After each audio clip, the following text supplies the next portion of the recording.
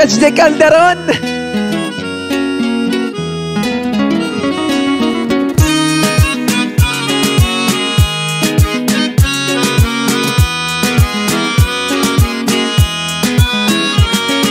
עכשיו אחרי שנה חוויה בן עוזב אותי אלס לא בצוות ג'ורדי אתה לא גבר ניני אמר לי עזוב אני סתם טבעוני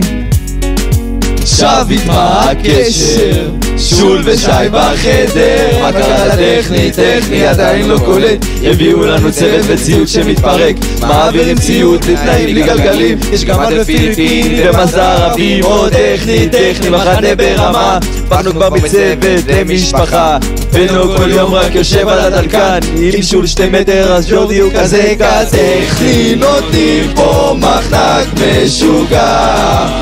ועכשיו אני אתחפשן פה יש לי מזגן ולכם לא אלס תודה שיצאת לא בסדר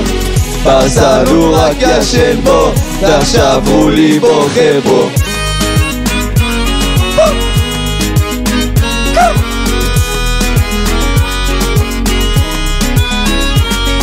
זוכר שהתחלנו את השנה אמרנו צוות רע יהיה פה נורא עכשיו אנחנו כבר במחנק וואלק שום דבר לא השתנה פאק טכני שפילי סכנה עשינו לו בית ספר ובקיץ קייטנה עשינו 2 השוואה אחד מהם שתייה את הכיס של שי עוד מריחים מהגינה עוד טכני רמה עולמית איך החזיר לקח לבנו את הכרית אז הוא בור ששביט שפילי התעצבן העיף אותו הביתה ואת אלס למגן בנו איך הלכת ככה השארת אותי בדיכאון במחנק חם לי פחד שול תצא מהארון טכני נותנים פה מחנק משוגע ועכשיו אני אתחפשן פה יש לי מזגן ולכם לא אלס תודה שיצאת לא בסדר